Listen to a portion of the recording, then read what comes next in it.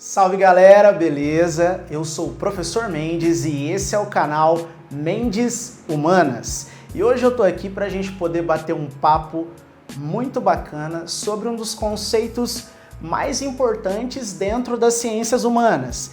Sabe qual é esse conceito? Capital cultural. Então faz o seguinte, assiste a vinheta, não sai da frente da telinha e depois cola aqui comigo. Tamo junto!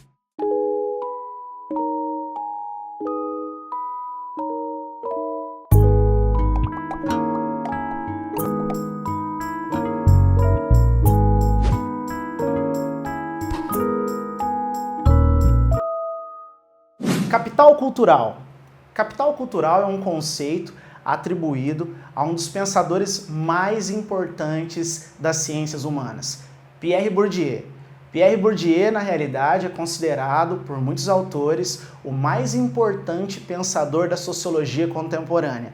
O seu legado é comparado, inclusive, ao legado dos clássicos da sociologia, Karl Marx, Émile Durkheim e Max Weber. Pois é, eu acho interessante, antes da gente começar a discutir o conceito de capital cultural em Bourdieu, tentar se utilizar de uma linguagem metafórica, para poder tentar entender a dinâmica de funcionamento da sociedade. Então vamos lá. Imagine que a sociedade funciona como uma espécie de teatro, um teatro social. Um espaço de posições sociais, um espaço no qual os indivíduos ocupam posições diferentes. Imaginem o seguinte, a sociedade é composta por indivíduos. Esses indivíduos se assemelham a atores sociais, e esses atores sociais executam determinados papéis, funções que vão lhes conferir determinado status, poder simbólico, ou uma espécie de prestígio. Pois bem, resumindo, a gente tem que ter o entendimento de que dentro da sociedade, tal como a gente imagina, uma sociedade onde os indivíduos ocupam posições diferentes, os indivíduos não se equivalem. E eles não se equivalem justamente porque eles ocupam posições diferentes dentro da estrutura. Ou melhor, de acordo com Pierre Bourdieu, dentro do campo social. Mas afinal de contas, o que é campo social?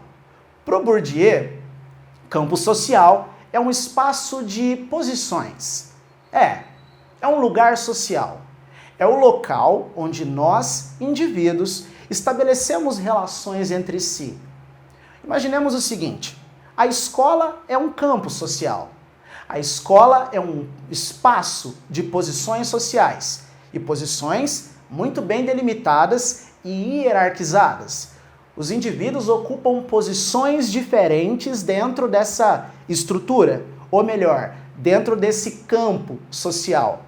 Um professor ocupa uma determinada posição, um aluno ocupa uma outra posição e executa um papel diferente.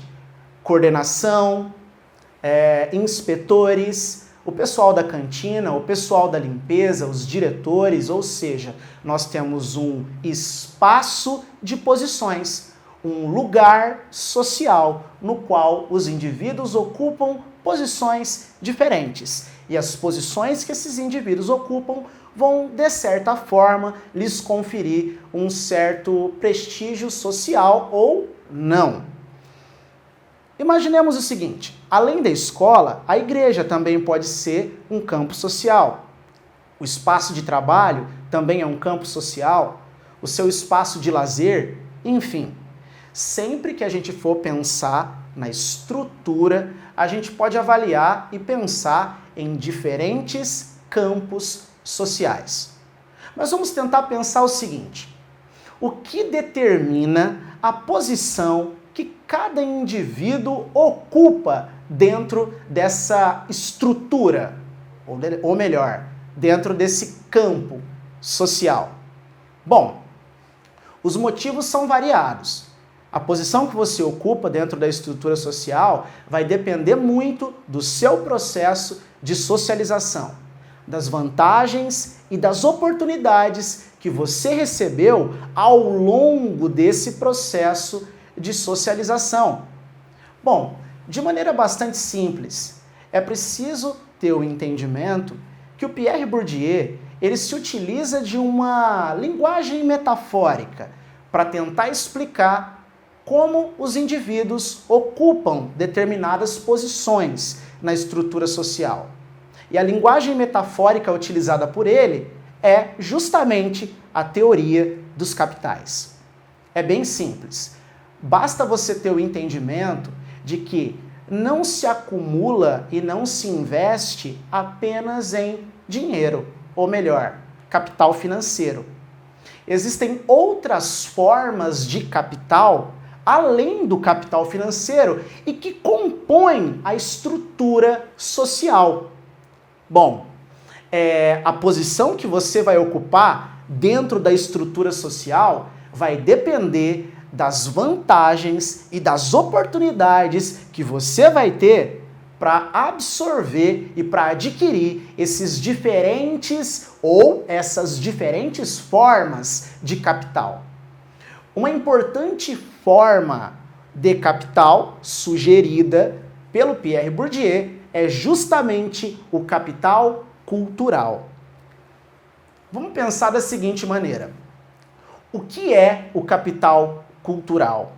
De maneira bastante simples, nós precisamos entender que numa sociedade de classes como a nossa, onde os indivíduos ocupam posições diferentes dentro da hierarquia, a cultura, ou melhor, determinados bens culturais assumem o papel de moeda.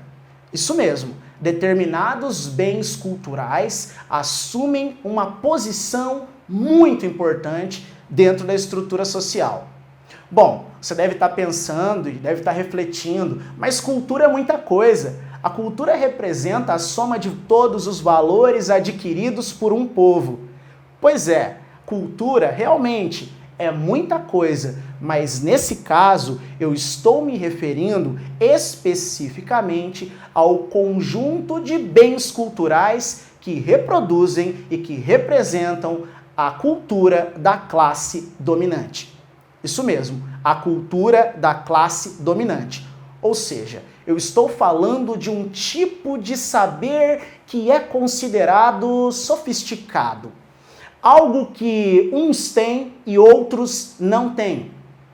Pois é, dessa maneira, a gente tem que pensar o seguinte: eu posso me referir a um vocabulário específico, eu posso me referir especialmente ao acesso que você tem a determinados livros, obras, ao acesso que você tem à arte, ao cinema, às experiências que você obteve a partir de viagens, o acesso que você teve, o conhecimento que você teve de diferentes idiomas. Ou seja, a gente está falando de um tipo de saber e de um tipo de conhecimento que é restrito, algo que uns têm e outros não têm.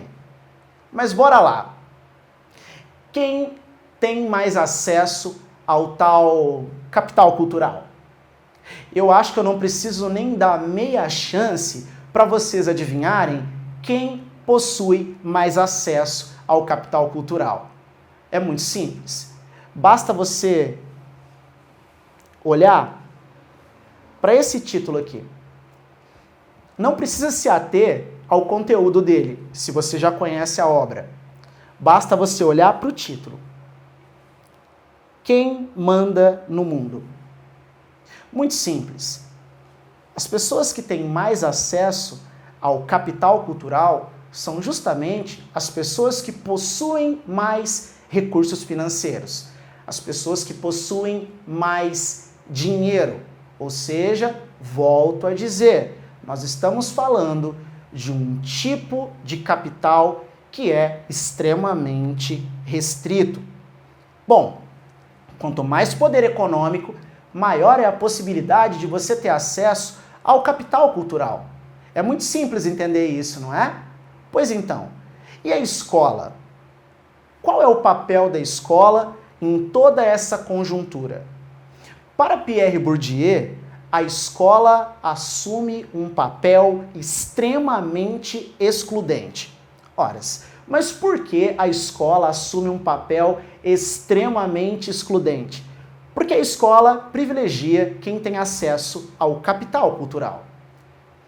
Só que você já percebeu que capital cultural é uma coisa que uns têm acesso e outros não. Nesse caso, nós podemos dizer que um país como o nosso, que é um abismo de desigualdade, a maior parcela da população não tem acesso a esses bens culturais. É muito simples. Se você que está assistindo esse vídeo nesse exato momento e você, de repente, é um aluno de escola particular que está no seu quarto, bem arejado, com um ar-condicionado, desde a infância você teve acesso a bons livros, você teve referências que você obteve dos seus pais, todo final de ano você viaja, você tem acesso a culturas diferentes, você teve acesso ao aprendizado de diferentes idiomas. Pois é, você é um privilegiado. Será que você reconhece o seu privilégio? Pois bem, é importante reconhecer o seu privilégio. Por quê? Num país como o nosso, aproximadamente 50% da população brasileira vive com uma renda igual ou inferior a R$ 747. Você acha que alguém que vive com R$ 747 por mês vai ter condição econômica de financiar e de obter acesso a esses bens culturais? Essas pessoas trabalham de dia para poder se alimentar de noite. Pois bem, por isso que é preciso que você reconheça o seu privilégio. E nesse caso, essa maior parte da população brasileira, ela não reconhece que está sendo violentada. É isso mesmo que você ouviu, violentada. O que acontece com a maior parte da população brasileira é uma espécie de violência simbólica. Ora, mas por que violência simbólica? É muito simples. A gente está falando que capital cultural é um privilégio. É algo que uns têm, outros não. Algo que deveria ser um direito adquirido por toda a população. Mas só você tem acesso a isso. E a maior parte da população não tem. Por isso, a gente fala de uma violência simbólica. E a violência simbólica, ela é tão eficaz quanto a violência contusa. Por quê? Porque ela não se apresenta como violência. As pessoas não percebem que estão sendo violentadas. É justamente por isso que a violência simbólica é extremamente eficiente. Bom, o nosso papo vai ficar por aqui. Eu espero que você tenha entendido e eu espero, do fundo do meu coração, que você entenda que no Brasil, capital cultural é um privilégio, sim. Muito obrigado, senhores. Não se esqueçam de se inscrever no canal e ativar o sininho de notificações. Um beijo e até o próximo vídeo.